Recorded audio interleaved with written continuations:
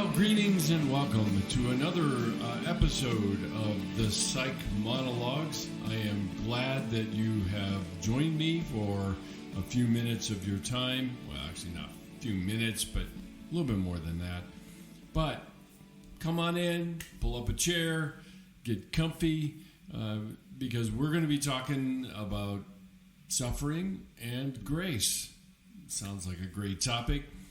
But let me first get the introduction out of the way. I'm Dr. Ray Mitsch, your host of the Psych Monologues. The Psych Monologues is a podcast that is exploring the intersection of faith and psychology and spiritual formation. Needless to say, there is not a lot of conversation in that particular area, and as a result of the work that I do with students, I am a professor of psychology at Colorado Christian University and chair of the psychology department. And so I became convinced over time that perhaps this would be the best medium to reach out and start the dialogue, even though this is very much of a monologue, out there in the podcast universe about these things of faith and psychology and spiritual formation, which we are called to participate in. And hopefully, as a result of some of the conversations I have with people like KJ Ramsey, who we're going to listen into an interview with, and some of my own musings and thoughts on that topic, it would facilitate and encourage and support whatever you might be doing in spiritual formation yourself. So I envision this as kind of pulling up a chair to the table and we have a conversation. I lead it and you get to participate in wherever you are, whether it's you're going on a run or you are in your car or wherever it might be. Hopefully it will be an encouragement to you. So just to introduce this again, what we're going to be listening to is an interview I did with the author KJ Ramsey. She wrote a book called This Too Shall Last, Finding Grace When Suffering Lingers. And it was an enlightening and encouraging interview that I had with KJ. One of the things that you may have to go back and listen to in the last interview was that we actually have a lot in common. She wrote about the pain, the chronic pain that she lives in, of which I have a lot of affinity with. I have the same problem. And so it seemed like there was lots to talk about as far as grace and the church and how we deal with people that have chronic conditions and how we can come alongside and be empathic. And also, if I experience it myself, how do I engage? How do I understand when suffering doesn't stop? Because so often we get the messages that if I just had a little bit more faith or I confessed my sin or whatever, that suffering would go away. And clearly in a lot of cases that is not the case. And then what? What do I do after that? How do I handle that? So this is a great interview, an enlightening interview to listen to. And with that, I'm going to hand it off, and then I have some reminders at the end of the interview, and I hope you enjoy it. Here we go. David Benner, which I'm sure you're familiar with, called it the unhurried rhythms of grace. Yep. And it's like unhurried. Oh, Eugene no. Peterson has that in his translation, in the message. I think, the unforced rhythms of grace. Unforced, yep. Yeah, same. Yep. I guess that's what I want people. I can rant about it all day, and I know you can too. Yeah. And I want people to know the good news is it doesn't have to be this way. Mm-hmm. There is a life where we can live in awareness of the presence of God, if not every moment of our days, most moments, and where we it's kind of like, if you imagine yourself like a balloon filling with air, not to bursting, but just imagine a balloon filling. It's like you can live like that, filled with the presence of God, and filled with joy, able to come back home wherever you are, whatever you're doing, whoever you're talking to, come back home within yourself to the fact that you're loved and extend that kindness and that love to the other person all the time. And there are practices and rhythms of being that can form you into that kind of person who carries joy and kindness with you everywhere you go. Yeah. And that's the invitation that I want to probably spend my whole life giving. It's like there's a way. Yeah, here at TCU, one of the things I started up when I first came, and it was some of the best stuff happens when you don't really try to do it. It's accidental. And I was doing an addictions course, and I was fortunate enough to have Brennan Manning as a spiritual director. Oh, wow.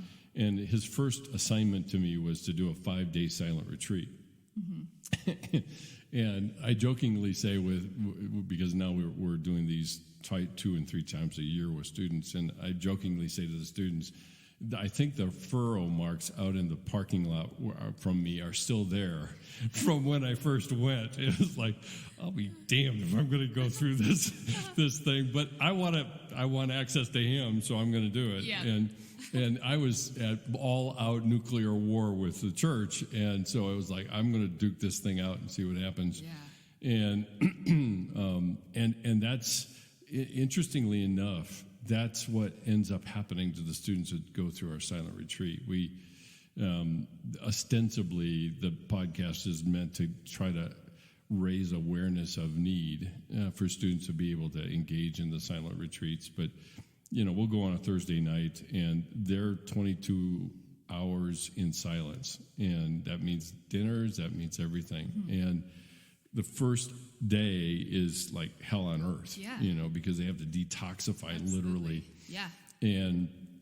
But then that next day, it seems like amazing things tend to happen because this little window's gotten opened, and they live in that you also mentioned, this kind of place between truth and sorrow and between truth and grace, and engage it, and then find out that there's somebody else there waiting for them. Yep. And it's like, now this is my old crap moment. Now what do I do? Yep.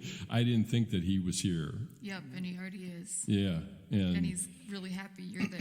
Yeah, he's delighted. It's like, it's about time. I've been waiting so long. I've been waiting for you. Yeah, exactly. And that's the other kind of thing I wondered that we could talk a little bit about, that because you these polarities you had talked about, truth and grace, obviously. Something that's near and dear to my heart that you mentioned was that space between us where grace is. And literally my last podcast was just about that, is living in the space between us. And I guess I wonder what was behind that as you were developing that idea. Yeah, I don't even remember where I wrote this. That's in the okay. book, so, I'm I going talk to chapter and verse you. Oh, God.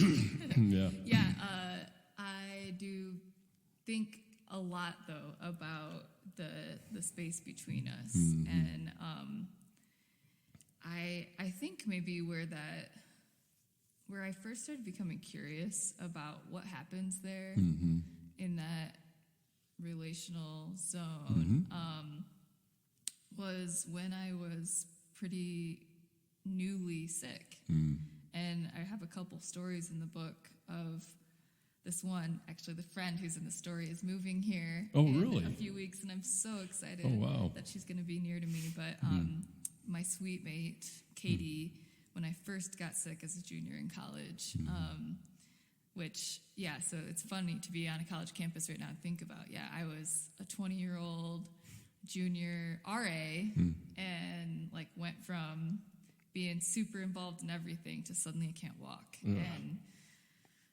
that was hard. Yeah. And I couldn't sleep sometimes because the pain was so intense, which is still true sometimes. I think you relate to that. Yeah.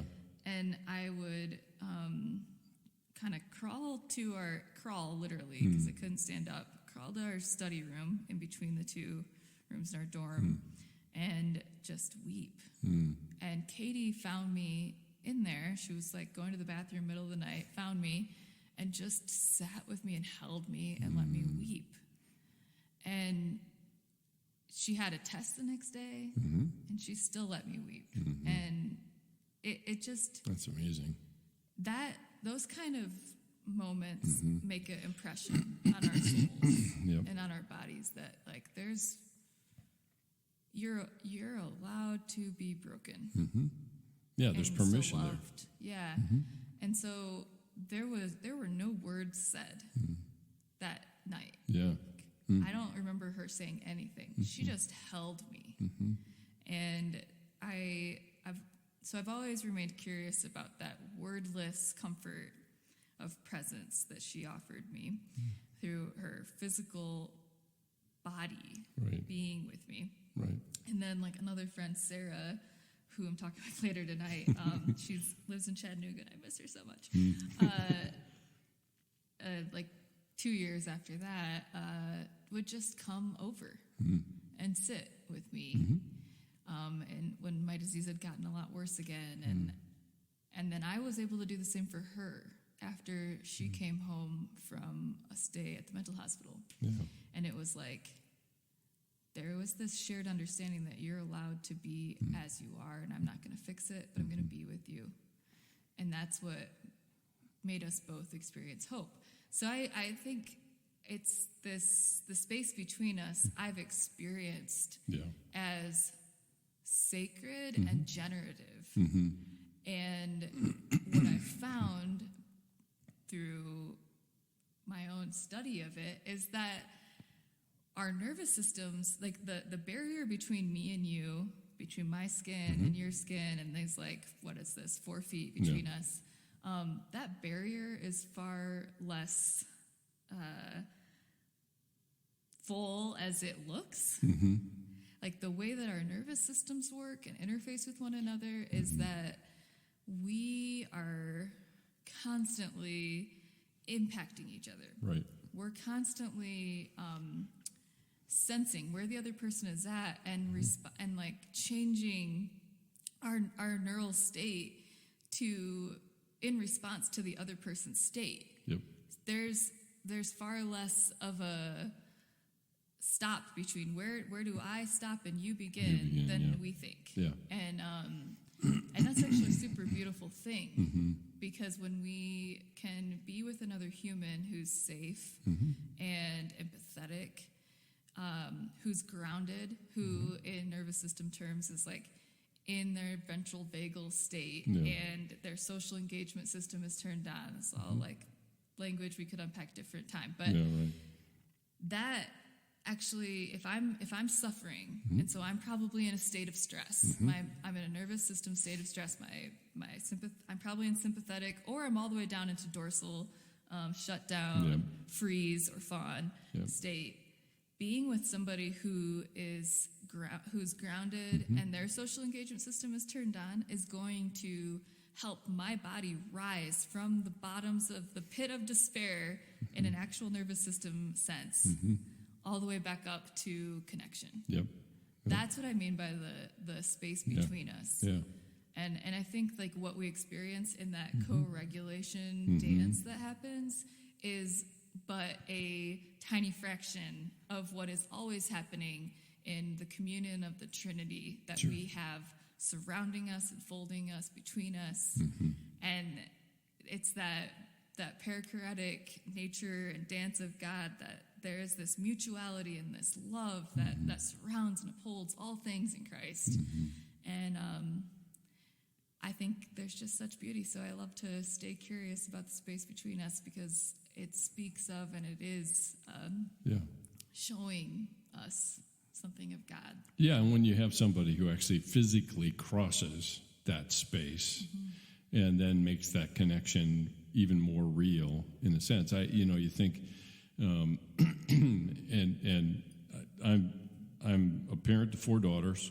I have 2 grandsons, and I think about comforting a child is the first image that came to my mind as you were describing that, essentially, is the child is in deep distress, and a parent, all they do is enfold the little one, and they seem to kind of drop down, and I, somewhere along the way we get this idea that adults don't need that anymore. Well, because we're told to, be right. a big boy, be a big girl. Right.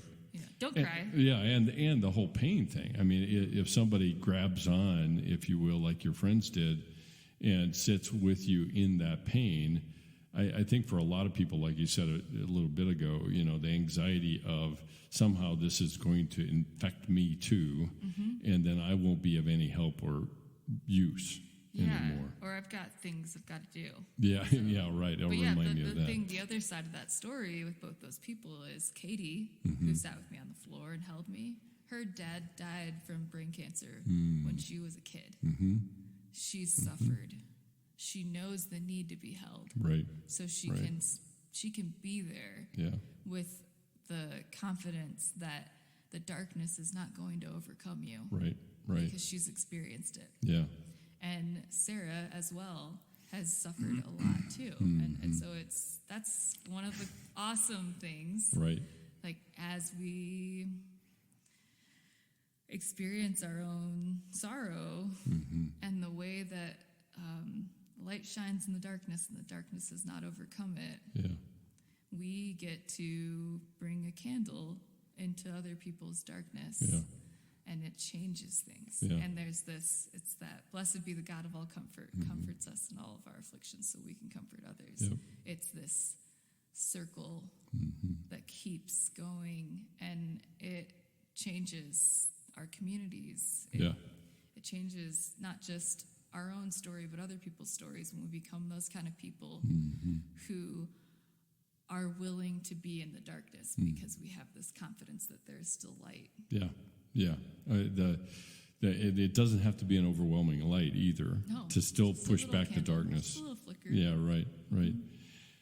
The other question that, and I said that it was kind of a topic that is, I don't know if it's near and dear to me, but I wrote about it. Let's put it that way, and that is just the whole idea of lament. And I was kind of mulling over how we go about, and I know this is a bigger question than you or I can fix, but how do we go about developing a language of lament? I have a student who graduated last year, and she went to Lithuania Christian University as a resident director or something like that. But she does all sorts of music that I didn't even know until the end of last year that she had music and has a wonderful voice. And I said to her, I said, because she had resonated with this idea about lament. And I said, what if we were to do, an album and you write the music and I write the narrative, and then we can have a conversation about lament in that sort of way. I mean, what are your thoughts on that as far as the language of lament? Yeah, well, that's beautiful. By the way, you should do that. You should do that. But no, where my mind first goes actually is perhaps getting at why it's so difficult. Is that I believe trauma steals our tongues. So traumatic experiences, adverse childhood experiences, adverse religious experiences, hard things in general. Even if you don't want to call them trauma, you're not ready to call your stuff trauma. Right. That's fine. Right. Hard things that happen, stressful events, helping people situate themselves within this. You experience this. If you're listening to this, you've experienced this. Right. We experience overwhelming stress, particularly when we feel like when we're alone with it.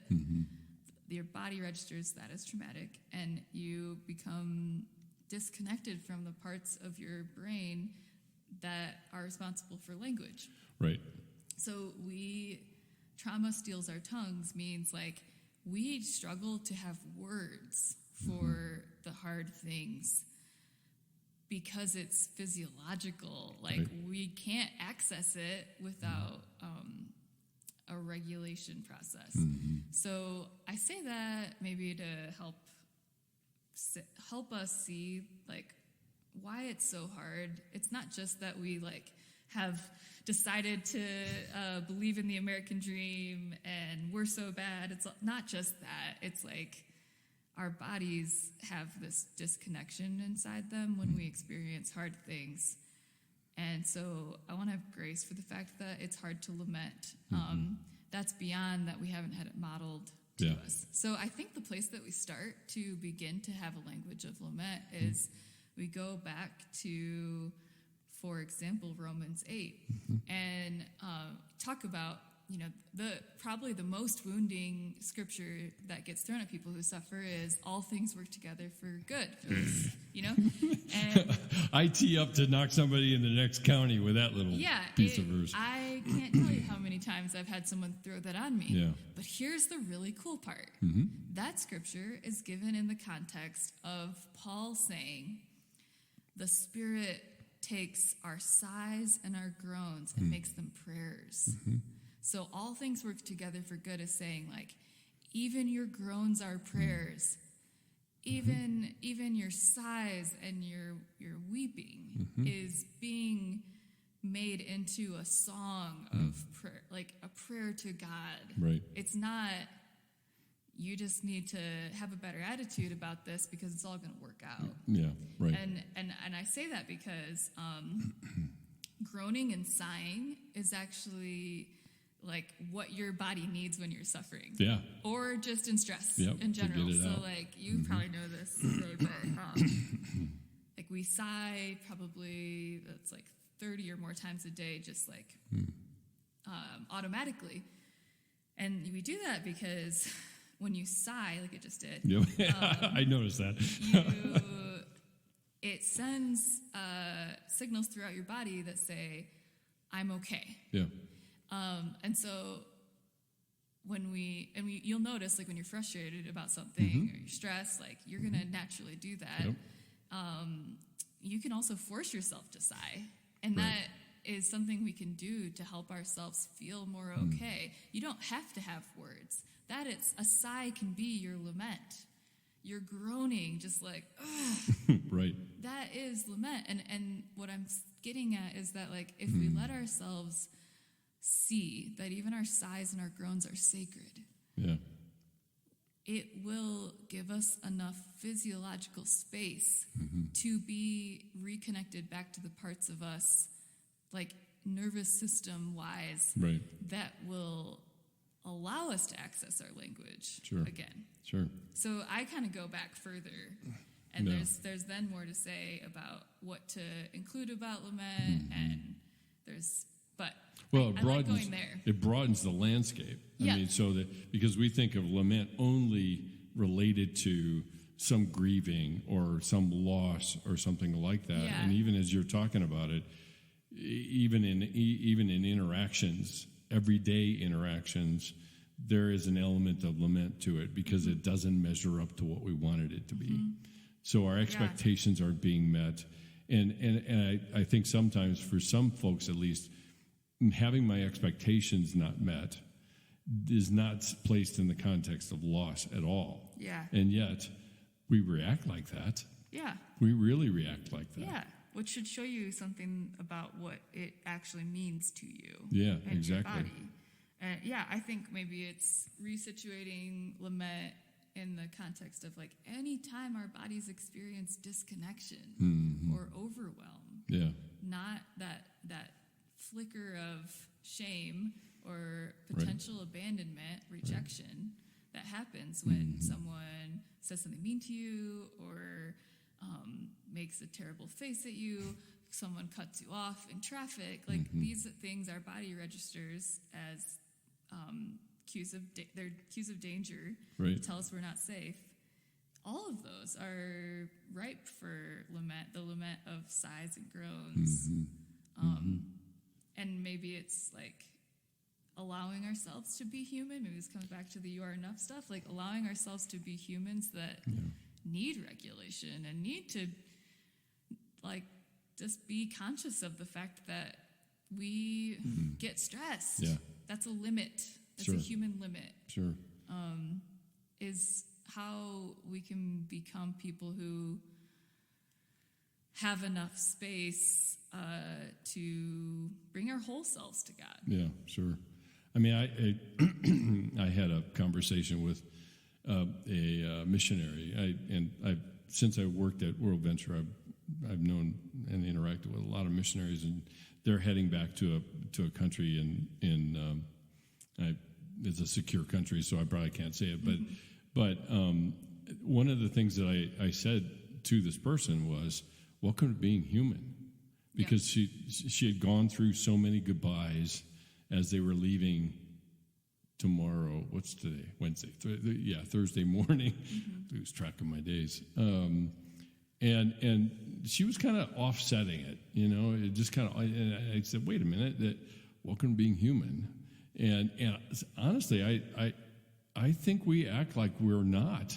We don't want to be. Yeah, and there's a lot of reminders in there that we just as soon not have either. Yeah. It's probably one of the things I say to my clients most. It's like, sounds like you don't want to be human. And you love the reaction, right? It's like, shut and they're up. like, oh, you're right. But this is what I come back to a lot, and I say it in a different way in the book. I'm saying it this way probably in the one I just wrote, but the next one that's coming out next year. But it's like, why don't I let myself be as human as Jesus? Like, why do we think we have to be holy without being human first? If Jesus himself was fully human, including getting irritated, stressed. I always love to go back to the garden. Yeah. Because something I got to include in this next book that's so fascinating. So, like talking about Jesus sweating like drops of blood. Yeah. I love to go just like look for things, Google Scholar. Nerd out I'm on it. still mad that my seminary did not give me lifetime access to EBSCO. A subtle reminder. Just throwing that out there. Yeah, right. So, anyway, I'm looking at these research like journal articles, and I find that what happened in the garden is an actual, it's not just like Jesus' drop was kind of like drops of sweat was like drops of blood. It's not like he sort of felt anxious. It's called hematodrosis, and it's an actual, like, noted through the ages, very rarely, but it happens with the most acutely felt anxiety. Our blood vessels rupture into our sweat glands and we bleed. Wow. It's documented. What happened to Jesus is that. And it usually happens under intense contemplation. And it's anxiety. Yeah. And so it's like, people, we're not, like, Jesus was not just playing at being human. He was not absent of fear. Right. He did not want to die. Yep. Because that's like woven into what it means to be a human. You don't want to die. Right. Jesus didn't either. Yep. And he was so anxious about it, which is, some people would be very pissed to hear me say that. Oh, yeah, no doubt. But it's, first of all, it's scientifically shown, and also it's not theologically wrong. He was that anxious that he sweat blood. And the good news about that is, if Jesus was that anxious, your anxiety can be part of being a sacred expression of God's image in this world too. Yep, absolutely.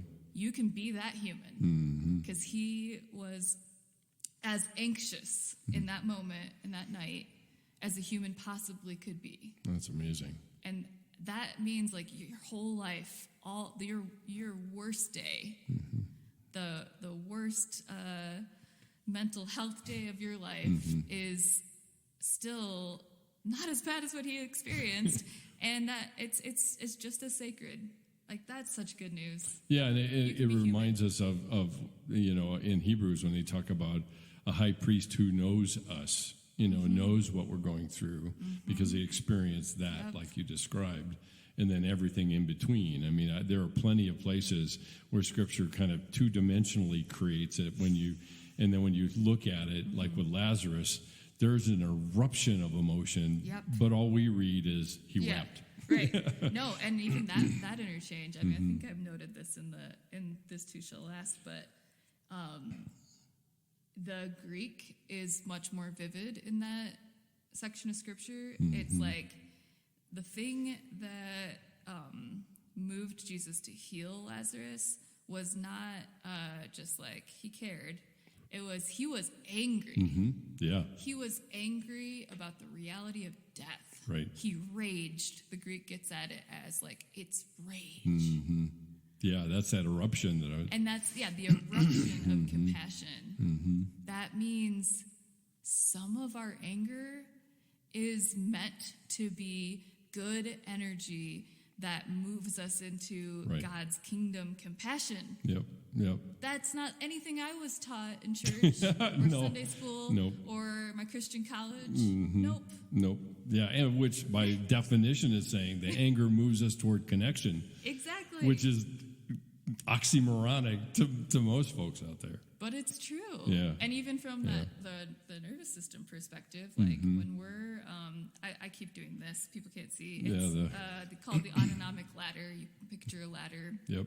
I don't need to explain all of it because that would be like a whole other podcast. And we're running out of time. We're running out of time. But anger actually can be like a good kind of activation physiologically that helps us climb back up to the self that you feel is most, where you feel most like yourself, where it's what I would call where your social engagement system's turned on. Sometimes we actually need activation, the activation of anger, healthy aggression, going on an angry walk, for example, to or like writing something that you're pissed about, to help us come back home.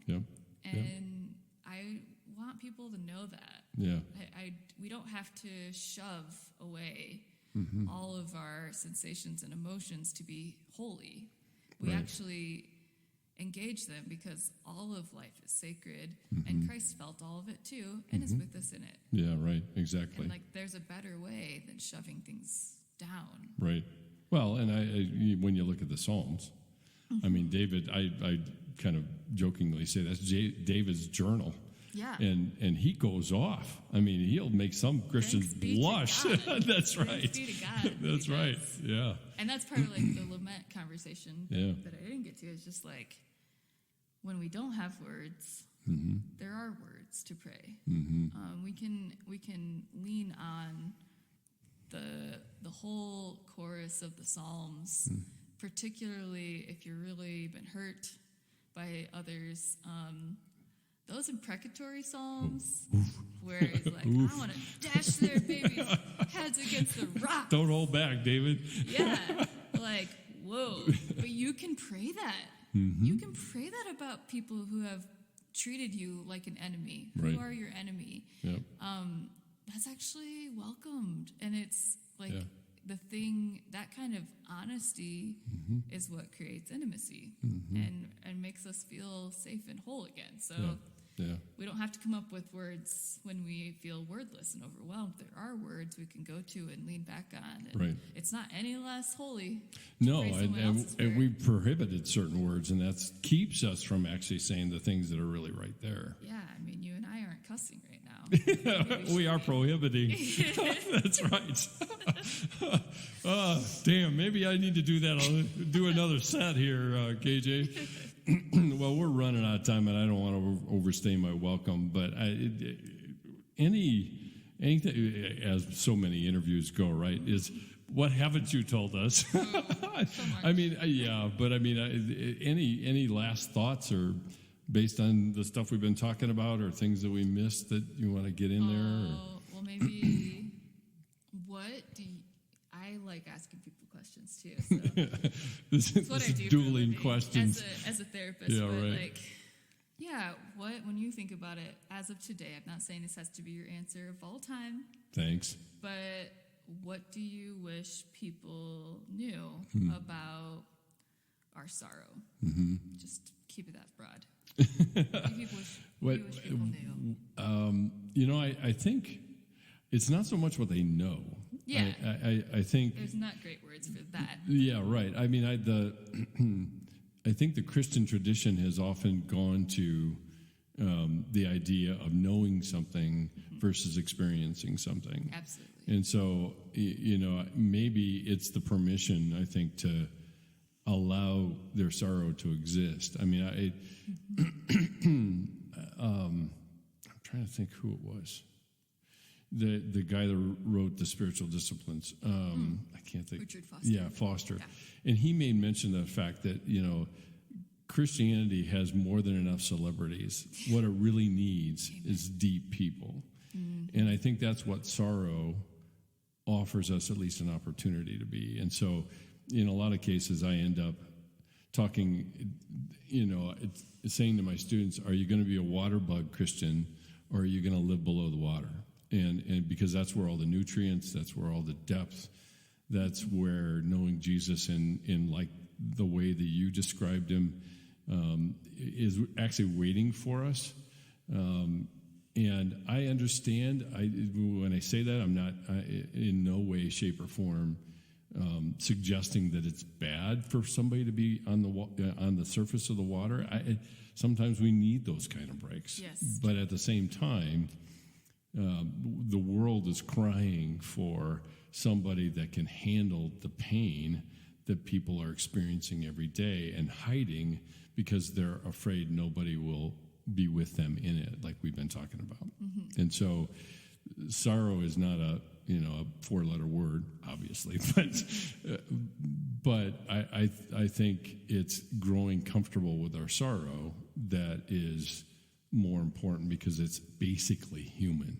And like we talked a minute ago, we don't like being human. We don't like being reminded of our limitations. We don't like being reminded of the groans and sighs that we have each and every day, or all the kind of little reminders of, I wasn't designed for here. And I really don't like that I have to be here instead of what I was designed for. And having some measure of willingness to live where we are and walk with other people where we are, which is where community ends up kind of bursting out almost, and the grace piece, and that's all other conversations that we probably could have a whole series of podcasts on, but I think that's probably the biggest one. You had ended on why do we resist pain when grace is so near? And I think, quite honestly, grace scares the crap out of us. It's so scary to be loved. Yeah, and because we feel vulnerable and we feel connected and we feel afraid, all the emotions that we don't allow ourselves to feel is when we get connected to somebody, and that's it's frightening. So be frightened. Being with somebody, being frightened is different. Watch horror movies. I mean, people get in entire buildings of people that they don't know just to experience fright. So. That'd be my reaction to it. Yeah. Anyway. Well, I am thankful that you're the kind of person that has chosen to go deep. Thank you. Yeah. It's always hopeful. I mean, the person who wrote my foreword of the first book, Kelly, he was my professor at Confident College, and he's who I studied theology under. And it's so good and hopeful for me to think about people like Kelly and you forming students to know, like, you can show up in life as you are, and there's goodness, and like, here's the world. It's going to be brutal, but it's going to be beautiful, and trust that there's going to be goodness there. Having that, I think it's just absolute grace that I had people like Kelly when I first got sick in my life, who made enough space for me to stay expectant for grace and trusting that grace would not consume me, but would console and strengthen and make me courageous. So, That's cool. I love that you are probably a Kelly to a lot of people because of what you lived, and I'm thankful for that. Yeah, thank you. The story of the whole pain piece is, and like I said when we started, that was really where I resonated with a lot of what you're writing about. Our journeys are different. Mine was because of a fall off of a roof, and all the pain that came thereafter. But then the experiences are the same, in the sense that you're crawling on the floor in pain, and I'm laying on a couch in pain. And I lay on couches too. Yeah, couches are good places. So, I think that sorrow and that suffering ends up either you rush into negotiations or you allow it to form you, and that's kind of where we're at. So yeah. Well, I appreciate you coming so much. I really do. Well, it's been a gift. Yeah, that we got to talk a little bit, and a fellow journeyer with the whole pain and suffering and everything. So you're more than welcome to come back anytime. Okay, well, I hope you enjoyed the interview. It was certainly a joy for me to get to meet KJ and hear a little bit of her story and talk in more depth about grace and suffering and what we do with it. So, just as I usually do at the end of every episode, I remind you that if you have questions or you would like to interact in any way, please DM me on Instagram. That's a great way to do it. Or you can do it on my website as well. A lot of the podcasts, all the podcasts, actually show up on the website as a blog post. So there is a place for you to comment.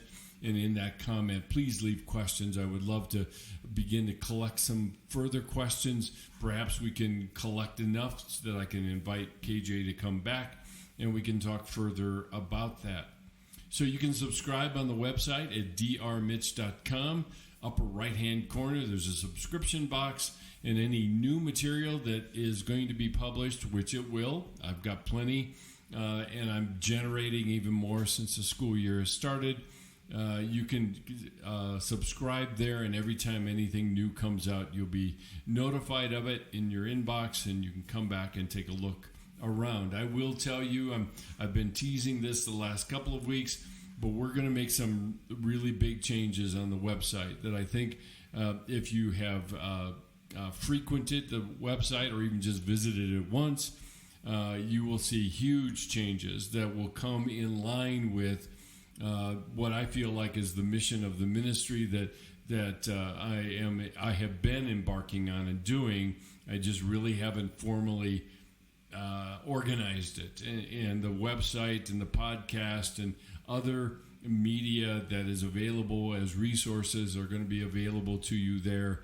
So please visit it, check back frequently, because there will be changes coming, and I think anyone who has hit my website would find it way, way better than what I have done. So you can DM my questions to me on Instagram, or you can leave a comment in the website, and I would gladly, like I said, collect questions to address in future podcasts. You can also subscribe through social media platforms. I can be found on Instagram at the Psych Monologues, all lowercase. On Facebook, you can find me at ray.mitsch, M-I-T-S-C-H, and in LinkedIn, drmitsch. So any one of those social media platforms, you can follow along and get notifications of that. And then finally, if you don't want all the website content and all that kind of stuff, you can just simply subscribe to us on where you get your podcasts, whatever platform that you frequent. So whether that's Spotify or Stitcher or iTunes or Podbean, Amazon Music, iHeartRadio, we're on them all. And so you can find us there, and you can certainly subscribe, and every time a new podcast comes out, you will be notified. and you can listen into that. The last thing which I've been I've been talking about and making you aware of is that there is a desperate need, and I'm not overstating it. I know that a lot of times it sounds that way, but we are about a month-ish away from the first silent retreat, and there simply is no money to make it easier for college students to be able to go to the silent retreat. And so where we stand is that it's going to be full freight. In other words, they're going to have to pay the full price, which makes it out of reach. I have a sneaking suspicion that when I make students aware of that, there will be a number of them, not because of any fault of their own, but I think a number of them will have to bow out, which would be a disappointing thing to see.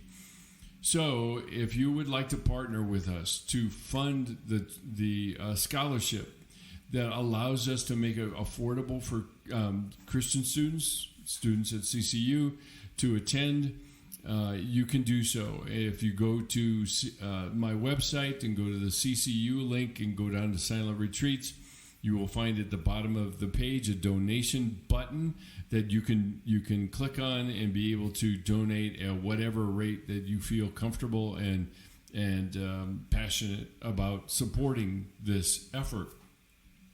If you want to do a straight shot to the website, it has its own web address, and that is ccusilentretreats.org, and that would allow you to go straight to the website and find the donation button and use it as well. If you are more interested or would rather send a check, you can also do that. And if you'd like to do it that way, then you would be making your checks out to 1615.tv, and the address for that is P.O. Box 1777, Castle Rock, Colorado 80104. And I would be ever so grateful and humbled by your confidence in allowing us to make this possible for students. I know a lot of times it's hard to give when it's faceless and you don't know who you're helping and all that goes with that. And even in spite of that, it's the kind of thing that I pray that we're able to raise funds. Now, we're busy on other fronts trying to look for funding sources, but I'm not a fundraising guru. I'm about meeting with people where they are and leading people through retreats like this. But I'm out of my element. I'm on some other planet when it comes to this idea of fundraising. But we have a huge need, and I would encourage you to prayerfully consider if there's any way at all that you could help support this effort. I would love to see it expand, but right now we have about 10 students who are signed up to go, that they'll be receiving the news in the next day or so that it's going to have to be full price that they pay. And that's really hard for me to do. It's a reality we live with. It's the kind of the context in which we're operating. But if there would be any way to make this possible, I would be ever so grateful. And it would be just one more instance of how God has moved through this ministry to touch students' lives. So prayerfully consider it, and we would be grateful if you decided to partner with us. Well, I think that's it. Thanks so much for coming. We can send you back out into the world of chaos and the challenges you face. I pray that your heart has been encouraged by what you've heard with KJ Ramsey. And as always, love you. Later. Bye.